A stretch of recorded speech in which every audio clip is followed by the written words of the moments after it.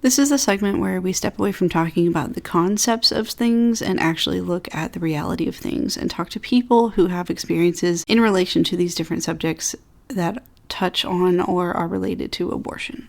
Welcome to Couch Conversations with Katie. This is a little bit different, where I just have conversations with people in relation to the various subjects that I will be talking about. And today we are going to be talking about abstinence. So I will be talking to my sister, Emily, and my brother-in-law, Nathan, because they are one of the couples I know who have actually managed to maintain abstinence until marriage. So that's what we're going to do today. Woohoo. Here we are. Okay, so I have some questions for reference. I imagine we'll kind of go into rabbit holes from the questions, hopefully.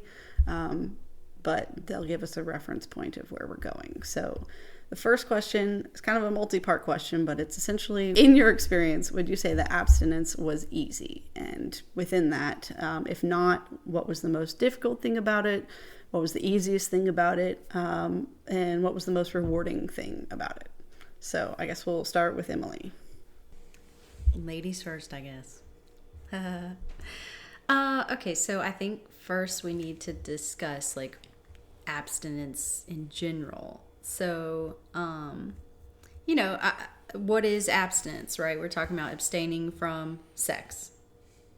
And for me, that was pretty easy because I didn't really date around. I didn't really want to be physically involved with any other guys. I kind of had my guard up. So that part was actually pretty easy for me just because my whole mantra was, I just want to be friends. So I wasn't really one that was obsessed with boys growing up. Like, I didn't want to hug them. You know, I was never really, like, obsessed with kissing boys or anything. So, like, I didn't really have much physical interaction that really made it tempting to want to then proceed to having sex. So, that I think helped for me. I had a lot of guards up. But when I met Nathan, we were definitely friends first. Oh, if only it was on video so you could see his Nathan's interactions while I'm explaining. But no, like when we first met, it was definitely the same deal for me. Like, oh, I just want to be your friend. I want to get to know you just like any other guy. I did have crushes here and there, but I never really acted on them. So abstinence for me was kind of natural, a part of my lifestyle. I was kind of not a loner, but I definitely kept to myself when it came to like trusting. So abstinence, was it easy or how difficult was it? I think in general for me, it was easy because I kind of kept myself closed off. And I'm going to pause there because I feel like, going into our relationship is kind of a different portion of that. Do you want to talk about that, like before you met me, anything related to abstinence? It was just never something I pursued with anybody. I don't know. I don't even know if my parents taught me about sex or any of those topics. They're just something I decided to do at a very early age. Sex? Mm-hmm. No, I'm just kidding. That too. And the abstinence. Oh, and the abstinence. Okay. So do you think you chose abstinence kind of because of not really being taught a lot about sex? Like, it just, like, if they taught you about it, would it maybe been more in your mind, or just you weren't taught about it, so you just were like, whatever? I mean, in public school, you're surrounded by, there was no holding back for a lot of kids that I was around, and I was just never interested in that or partying, drugs, alcohol. I was just a goody two-shoes. What were you into? Video games. Okay. Hanging out with friends. Drinking balls. Nope, never did that. Not the energy drink balls, not No. drinking balls. Like, that was weird. Anyway. What's the other energy drink that you would drink? I never drank energy drinks. Yeah, you did. Mm-mm. Okay, whatever. Rabbit trail. Okay. Yeah, obviously you're my sister, but you know that we definitely were talked about. We were told about sex. Like, that was something that was a conversation, at least for me and in how I grew up. Mom and dad to talk about it. We were in churches that talked about waiting until marriage.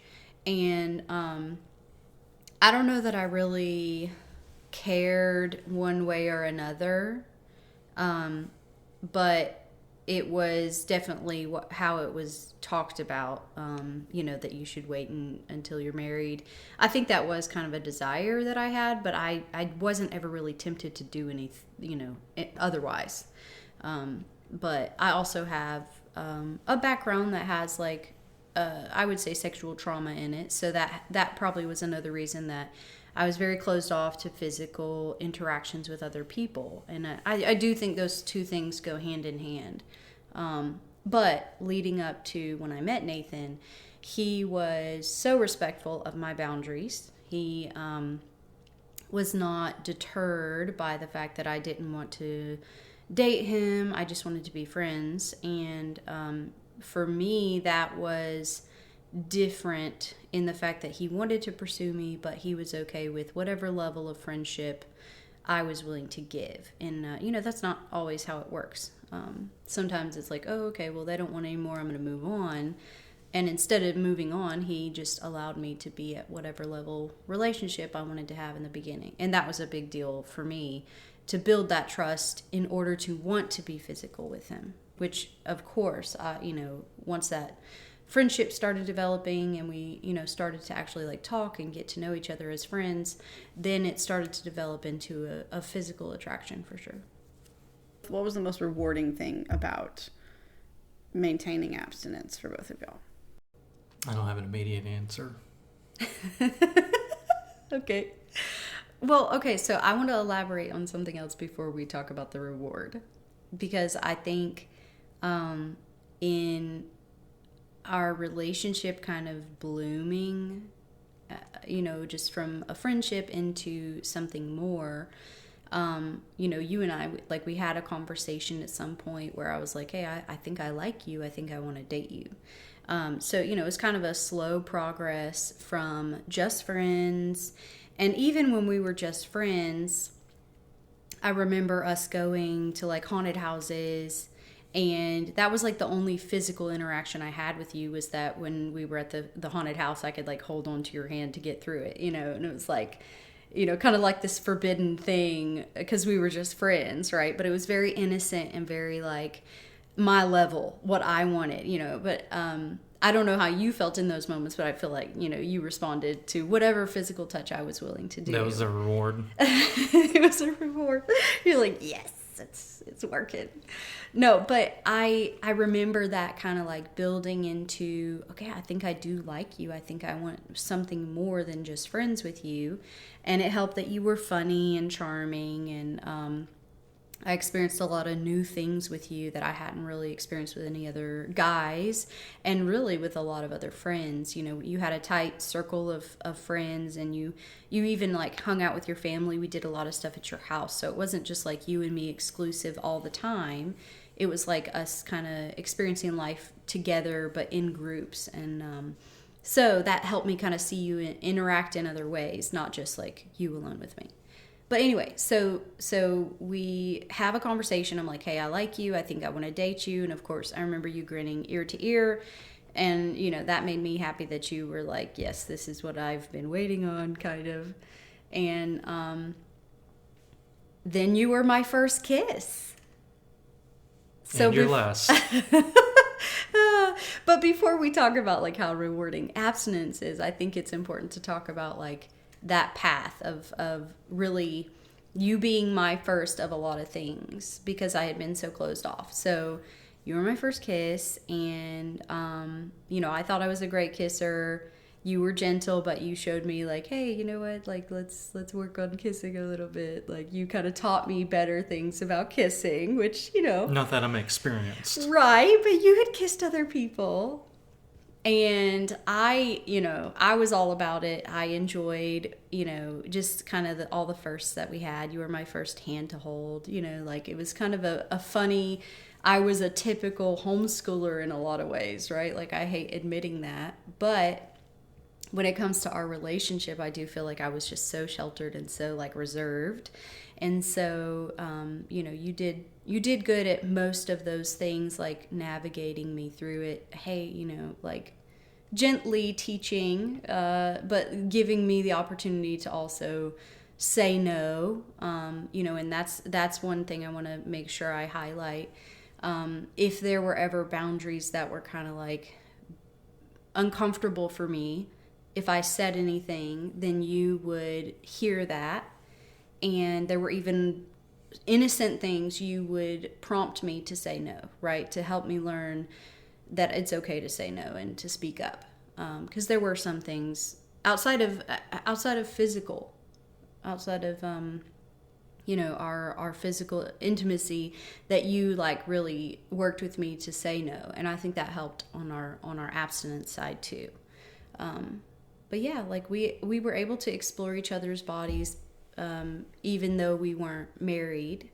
So like after kissing, it kind of like progressed to where we were curious and we did explore each other in more intimate ways, even before marriage, right? So that's another thing to kind of hit on. And I'm trying to like be progressive about like what we talk about, right? But after kissing, I think I was so curious about things. Like it kind of opened up a new world for me of like, oh, I've never, like, I didn't know anything about this world. And I feel like you kind of had more experience. Like you kind of knew more about that world than I did though. Yeah, a little bit. I mean, I only had like 3 girlfriends or something that were okay, pretty innocent. Okay. Do you want to share anything else? No, not really. Okay. We're still at the question of what was the most rewarding part. Like, I guess for you, it was that slow build into intimacy and kind of opening yourself to that curiosity of physical stuff that was probably really rewarding, and being able to like do that with the one person that you now married to and will spend the rest of your life with. So is that correct? Yeah, I think it is that it was a trust built along with the curiosity of exploring. That was really rewarding, that I wasn't forced into anything. It wasn't like I was coerced or tricked. It was like at whatever level I was interested in pursuing, he was supportive of that. And we upfront decided that we wanted to wait until marriage to have sex. And I think that's a big part of why it was so rewarding, is that we both agreed on that. When you have like physical attraction, it's hard to stick to that unless you're both in agreement. So the most rewarding part is that we were able to be curious and explore, but not necessarily overstep the boundaries that we wanted, because we both agreed that was an important value to us. But it made it all the more rewarding on our wedding night because we had waited. And the fact that what we said we wanted really was truly what we wanted, and we were willing to like stick to that. That's the most rewarding part. Like for me, I know that we did physical things before marriage. Like I want to be clear about that.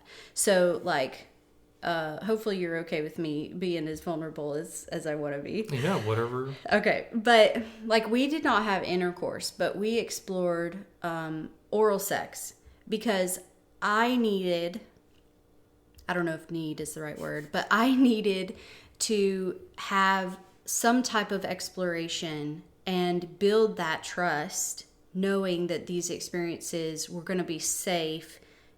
As I explored that he was going to be okay with whatever my boundary was, right? So again, abstinence can be different for everyone. Some people think abstinence is like, okay, we don't even kiss, right? Like that's how pure we want to be. And for me, I think I needed to know that even if we explored, that he wasn't going to force himself on me, or he wasn't going to force something that I wasn't ready for. And with us kind of overstepping some of those traditional boundaries, right? Like oral sex is still sex. I get that. So it depends on your definition. But in the fact that we chose to do that, but then it didn't go any further. And even in those boundaries of like, oh, I think I've messed up, we were able to talk through it and decide, okay, well, do we want to continue this or do we need to stop it? And those were conversations that we had in those real moments of like, I don't know if I've made a mistake or not, right? Like, I know I'm not pregnant, but what if that is going against my values? What if that is going against what I really should do, right? So it helped me kind of question my own beliefs about what abstinence is and what it should be. But looking back on it now, I don't regret any of the choices that we made. I think that it actually helped heal some places in my heart, because even though we were so attracted to each other and we did, quote unquote, overstep some boundaries along the way that I thought I would never even overstep, right? Like, it taught me a lot about myself, but it also taught me that there are men out there who even with the temptation, are not going to just say, okay, well, screw it, I want to do whatever. And so for me, that built even more trust. And so I think those things were important for me to experience before marriage. And, because we agreed, okay, we're not going to have intercourse before marriage, it did actually make that all the more satisfying, because we were familiar with each other's bodies. We'd seen each other, it wasn't just like two strangers meeting in the bedroom for the first time. I'm glad. I wouldn't have wanted that, right? Like, I think we built this intimacy along the way that really helped us participate with each other on the wedding night. So, which was also awkward in some ways. The wedding night. Oh, Mm-hmm. yeah. Oh, yeah, definitely. We'll get there. Okay. Go ahead. I'm just thinking, like, the comparison game, I'm glad we didn't have partners to compare to one another. Oh, absolutely. Like, that helps. Yeah, it does. I don't know, there's just something underlying that I knew that intercourse, and this is probably down the road conversation too, the emotions, the science, and the spiritual things that come with it, that now I understand why I didn't make that choice. I don't know, it was just something deep within me. But I think our experience was fantastic. Yeah. So I found it kind of a realization while you were talking about this is like you view abstinence as as a way to have created like a safe environment for you to explore. Whereas I think a lot of people, when they hear abstinence, they think about like the extreme version of like, we don't kiss, we don't touch, we just all like bury all of our feelings and our desires and don't think about it till marriage. So it was interesting to have that distinction of not just abstinence is like this burden. It was actually more of a way for you to be even more free, which is really interesting. And I'd never really thought about it that way. So, we're coming back to Nathan and wondering if you figured out what the most rewarding part of abstinence was for you. I guess just say I've only been with one person, and I think that's the most rewarding part, is I had to share this experience with anyone else. All right, that kind of answers those. Do you have anything else to add in relation to that part of the questions? Yeah, so one other thing, just relating to something you just said about it being more freeing. I don't remember exactly how you worded it, but I think a part of this being so rewarding for us is the fact that it was our choice. It wasn't just something that was scared into us or preached into us. At the end of the day, we made the choice that we wanted. And that can go either way, right? Like, even in a relationship like what we had, me making my choice that I think is best for me, that could have still turned out bad, but I'm very lucky or fortunate, blessed, whatever, like that we both were on the same page and honest about it. So it was actually rewarding on the other side, the choices that we made. We can sometimes make a choice and think it's the right one, and then we make a mistake, and we realize it afterwards. So I guess like the fact that we did choose this and we wanted it for ourselves, that is rewarding in and of itself, because it was a safe environment. It was a safe way to explore sexuality, which is not easy to do, because you don't know what you don't know.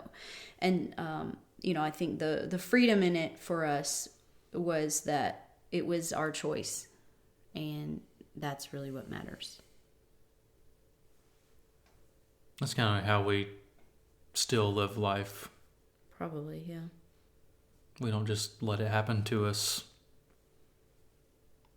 We make life happen. Yeah. Motto for life. Okay. So when it comes to marriage and sex, what were each of your expectations coming into it with having maintained abstinence? And we'll start with Nathan, because I feel like Emily's probably going to have a lot to say about this. So let's start with Nathan. What were my expectations? I really don't remember. Sex all the time. No, that wasn't it. Oh, wait, that was me. Sorry. Like I said, my parents didn't... They were not an example. They didn't talk about sex. The only memories I have of their sex life were not very good. So I don't know. I didn't know anything about... I mean, my expectations for marriage outside of sex were probably more of what we got into arguments about. Like our roles in the house and that kind of thing. The sex part, I was just like, yeah, it's going to be awkward. We'll figure it out.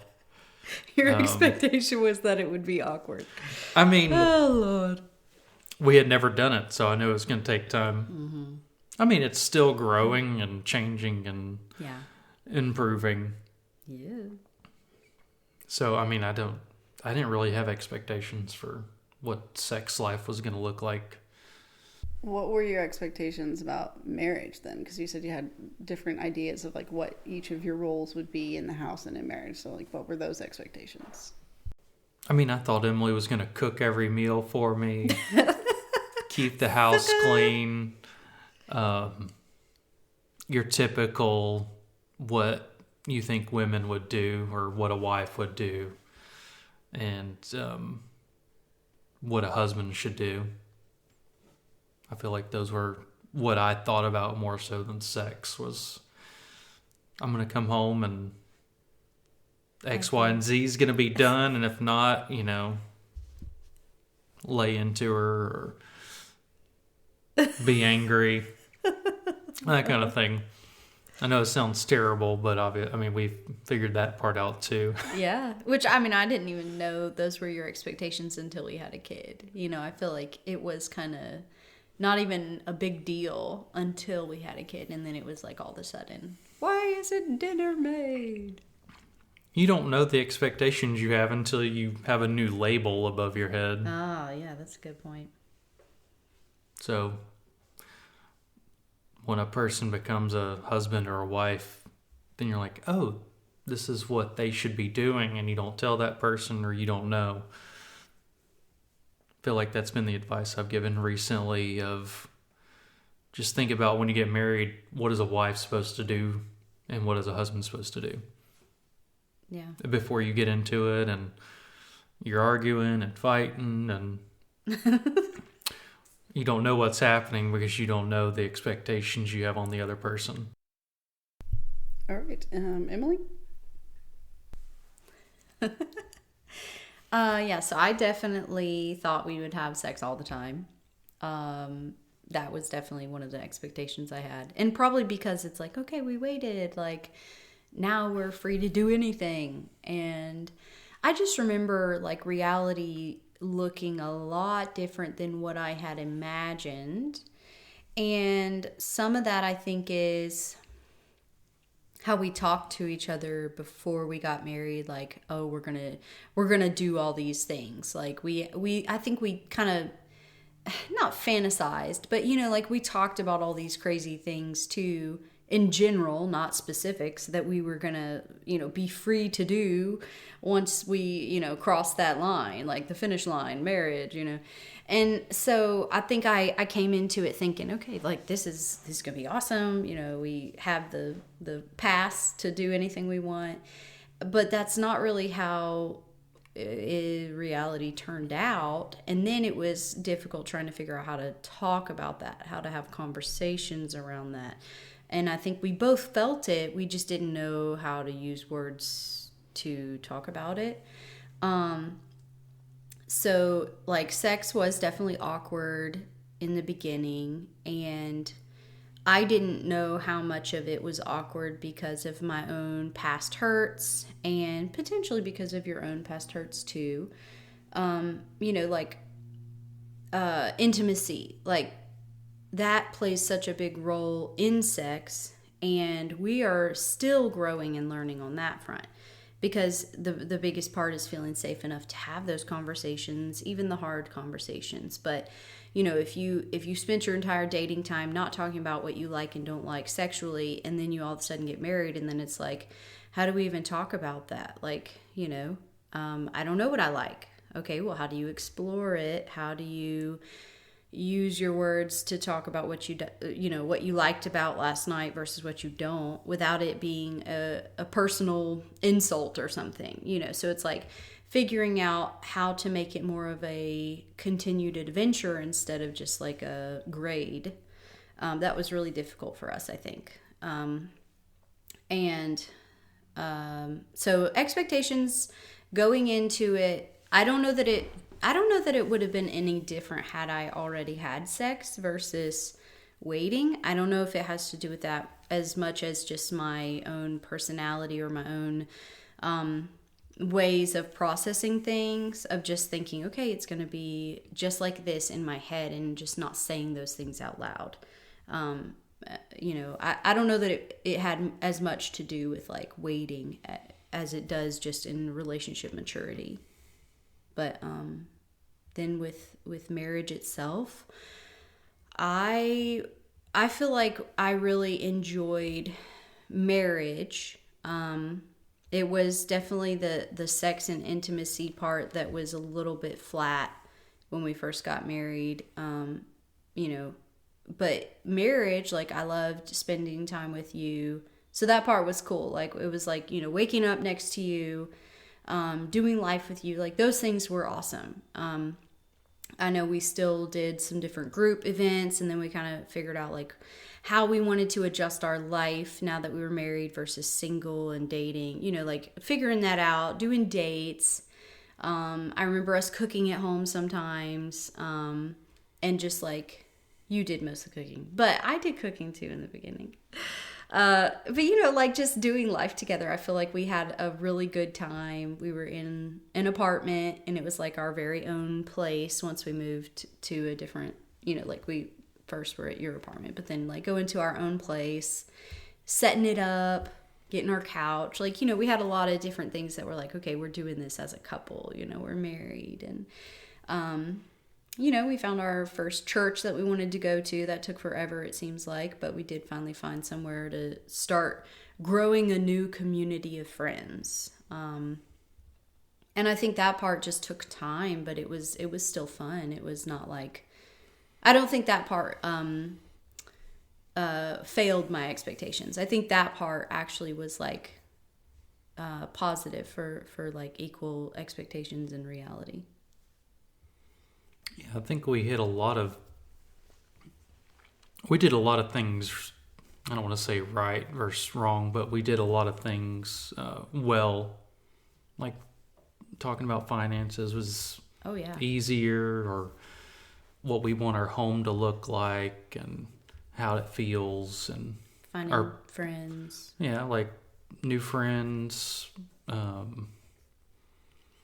We did good with our jobs, or having a plan for life, like in 5 years have kids, which is exactly what we did. Yeah, that's kind of funny. We're planners. Yeah, but that's a good Except point. for when it came to sex, it was yeah. flying by the seat of our pants didn't work in that area.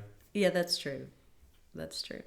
No, but you're right. Like, finances, we definitely argued about that in the beginning, but it didn't take us too long to figure out what worked, so that we both felt trustworthy and trusted about finances. And that took a lot of pressure off of us, because I would get triggered if he ever questioned me about money, because I was independent before he was, just because I was out of the house and that kind of thing. And so I would get so upset if he ever questioned me about whether, we were making the right decisions. And most of that was just because he didn't have insight into where the money was going. And so he was just trying to understand where the money was going. I took it as him being too controlling. And so once we actually had a budget where we could see it, and we could see that our bills were being paid for, kind of bucketing up our money so that we knew we're ahead, we're not living paycheck to paycheck. We both had that goal. It was just a communication problem. So once we had the tool to be able to see it, I think that alleviated a lot of stress on our marriage. And then, we still had definitely some communication stuff to work through financially, but that budgeting tool definitely helped take a lot of the pressure off. We had different definitions of how much money to spend and what to spend it on, just like anybody would.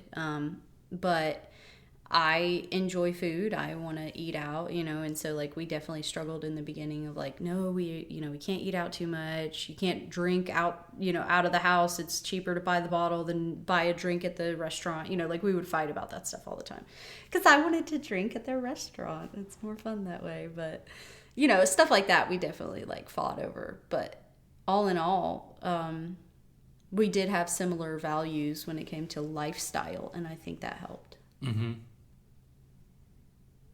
Okay, so moving in a slightly different direction, in your opinion, do you believe that abstinence is the best choice for everyone? Why or why not? Either one of y'all can start first. I can take this down a lot of different paths, I think. Do so. I think it depends on the individual. And when it comes to our kids, I think we would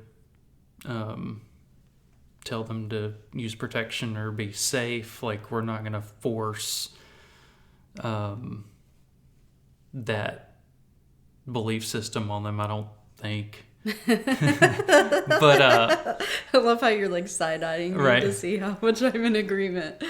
You can't control them at that point. All you can do is give them the tools and teach them about independence, or they need to hold themselves accountable. And I think a lot of people don't hold themselves accountable, and so they throw sex to the wind, and it can mean anything to explore or do whatever. We've had conversations about this, the morality of sex outside of marriage, which if you are married, sex outside of marriage should be, certainly not helpful to the marriage. I think there's a spiritual things when it comes to sex. I feel like you give away part of your soul every time you have sex with a different partner. I don't know where I get that belief from, other than all the random esoteric readings that I go through. But I think it's a physical thing too. I don't think it's just physical, spiritual. Oh yeah, it's a physical thing too. You take on that person's DNA, you take on their physical baggage, if you will, and you're gonna carry that for the rest of your life. Okay, but do you believe, what was the question? Do you believe that abstinence is for everyone? Yeah. No. Overall, I don't. It's up to the individual. Okay. I think it leads to a more fulfilling marriage if you are. Okay. Yeah, I think if I consider our kids, I want them to know our story. I want them to know what we chose eventually, right? Mm-hmm. He's 4, so, it'll be a while before we talk about it. But I want to give him the best information possible, helping him understand the consequences, right? So like you're talking about, there's definitely consequences when you choose to become intimate with someone, especially outside of a intended lifelong relationship. Do I believe marriage is a value and principle to live by? Yes, I do think that marriage is sacred. I think that that's how it's intended to be between one person. And, you know, do I think you only have like one person in life that you're intended to be with? I mean, I'm not going there, right? But I'm saying, like, when it comes to sex, I do think that it's intended to be within marriage, and that's the most fulfilling way to experience sex.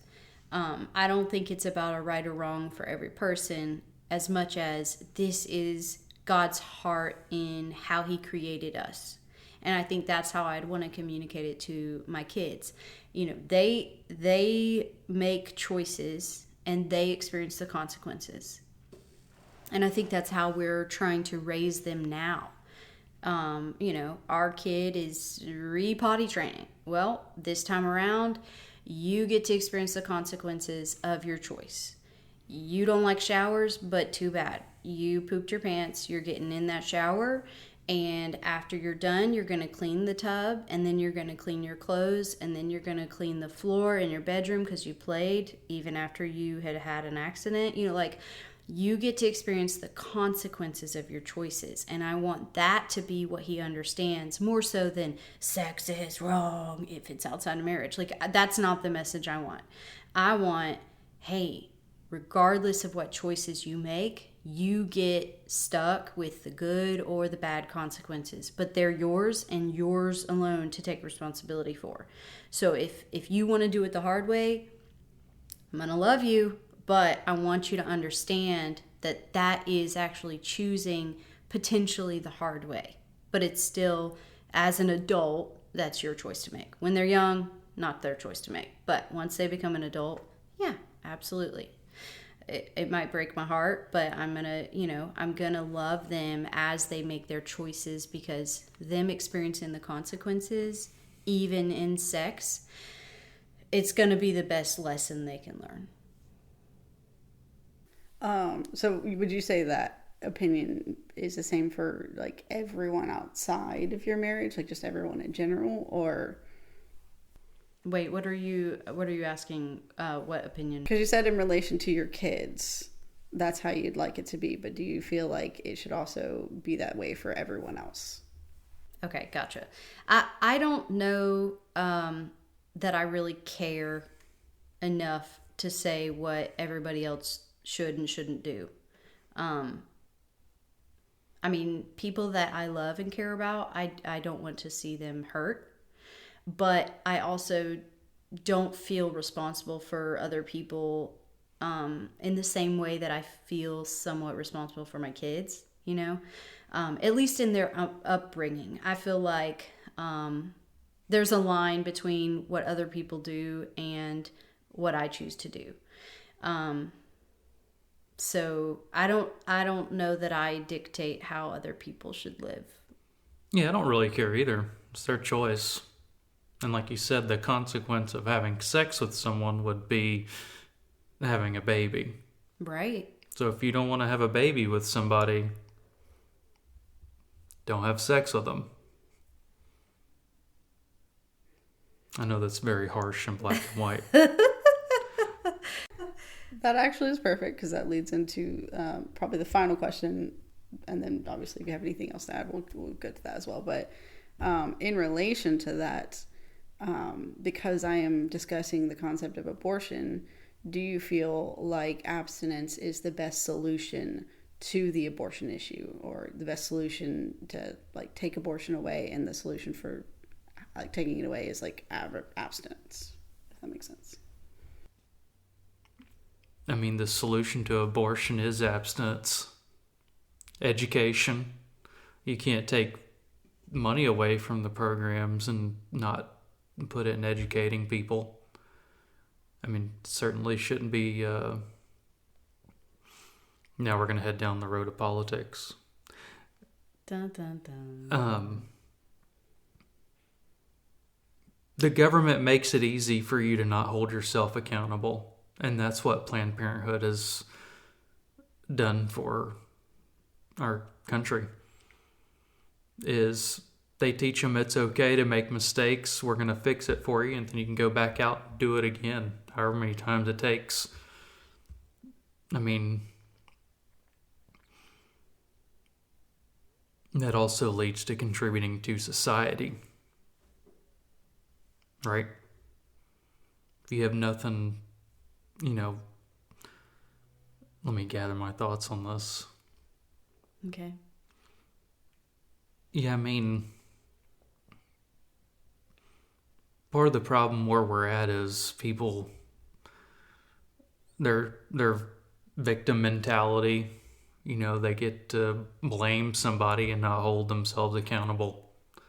Oh, I made a mistake. Somebody's going to clean it up for me, and I'm never going to learn anything. Agree? Disagree? I don't know yet. I'm listening.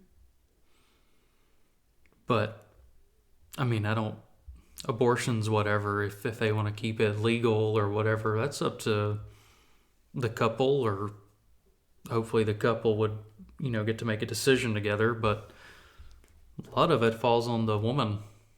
That's their emotional issue that they get to deal with, or the physical problems.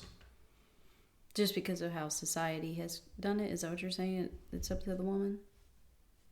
Yeah, in a lot of ways. Gotcha. But a woman can get pregnant, they go out, they have an abortion. The father doesn't know, as a simple example, he didn't have a choice. The child didn't have a choice. And they're an actual living soul inside the mother's womb. It's not just a clump of cells at some point. Yeah, I mean, it's a hard topic. I mean, like if I had gotten pregnant before I was married, I know in my heart of hearts, I would have considered abortion because of the shame, the guilt, the, like whatever potential consequences. And so, thinking of that, I definitely hold my judgments towards people who choose an abortion just because you never know what their situation is. I don't like to talk about like, it's right or wrong in the sense of like being very judgmental just because I know me being put in a certain situation. I don't know what I'd do until my feet are actually held to the fire. But I don't know anyone personally who's had an abortion. Yeah, but I don't know if I would judge them. Yeah, I mean, like that's such a hard question to even talk about because I do think that a child's life is sacred, but then being put in that situation myself, I feel like there's so many things about life that are similar for me. Like if I have an opinion, have I actually walked through that in order to make those hard choices?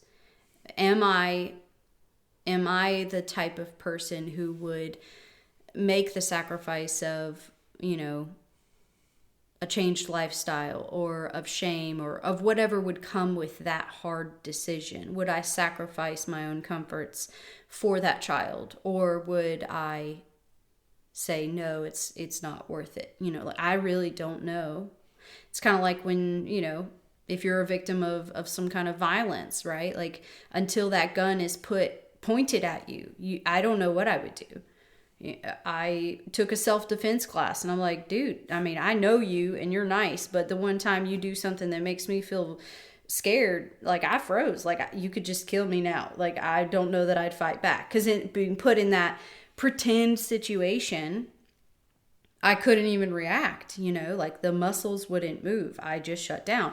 So until I'm put in that situation, I really don't know what I would do. But part of me hopes that regardless of what the consequence would be, that I would value that life, right? That life of the baby. And especially now that I've had kids, I definitely know it would be devastating for me to choose something like that for myself. Now, do I want to make the rules for everyone? No, I really don't want to waste energy on that.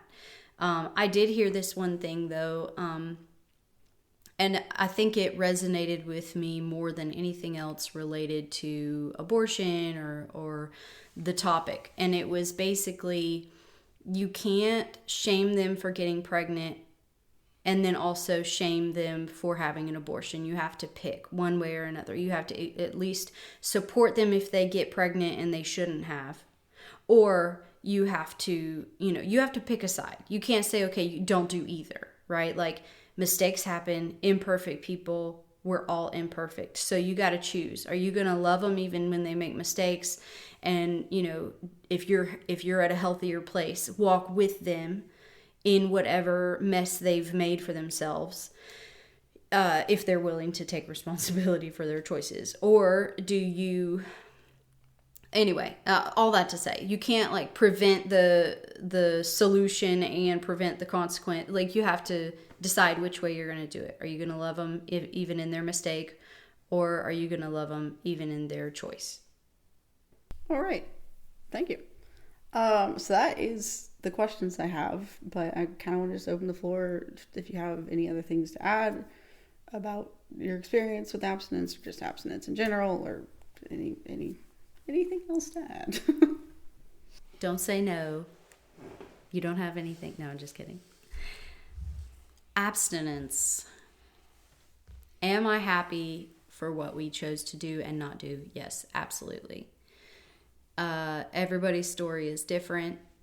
I think that if I'd already had sex before we met, I don't know that the outcome would be the same. I think that we were fortunate enough to have not experienced sex before we met. I think it's a different case after you're married and then trying to date. I think it's extremely hard after you've had sex to choose abstinence again.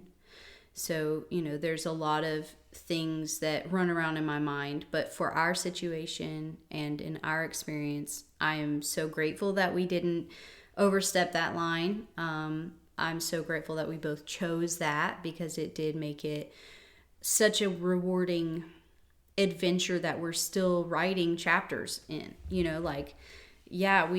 didn't have sex until our wedding night, and that wedding night, it was beautiful in its own way, but it's grown to be even more beautiful since then. We've learned so much about each other. God, I'm about to cry.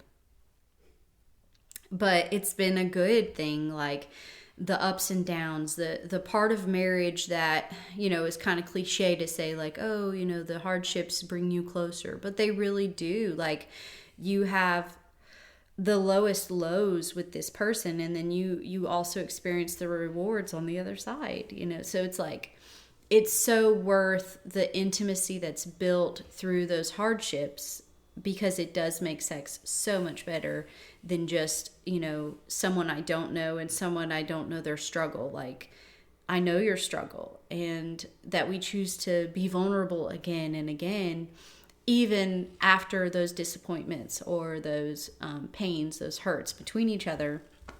I think that just, it's not as much related to abstinence, but I think because abstinence is a part of our story, it just makes it so much sweeter that we only have each other to compare to, and we have the person we met years ago versus the person we are now, and that's enough to compare to. Like, you being more open as a person now, that's a completely different person than the person I met and married. And so, like, over time, experiencing a new side of you is all the more beautiful because it's with the same person. That was great. I totally agree. It's like you said, and it's an adventure. Yeah. frankly, I wouldn't want an adventure with anyone else. Oh. And I'm glad I haven't. Let's go make out. Let's go do more than that. On that note, thank you guys so much for being willing to talk to me about this and being open and vulnerable and real. Yeah. Of course. Yeah, it was fun. I guess we'll end it there. It's our first podcast experience, babe. This is fun. Yeah. We'll get better each time, just like everything else. Mm-hmm. If you are interested in commenting about this episode, you are welcome to. You can either send me an email at lawlessconversations@yahoo.com. That is LAWLESSCONVERSATIONS@yahoo.com. You can also comment on Twitter at lawlessconvos, LAWLESSCONVOS. Finally, you can also contact me on Facebook if you just look for Lawless Conversations, 2 different words, LAWLESSCONVERSATIONS. I look forward to hearing from you. The references to any sources that I use in each episode will be available in the bio, along with all of these social media connections. Join me next week as we dive into the next section of abortion, which is going to be contraception. Thank you for joining me for this episode. I look forward to next week.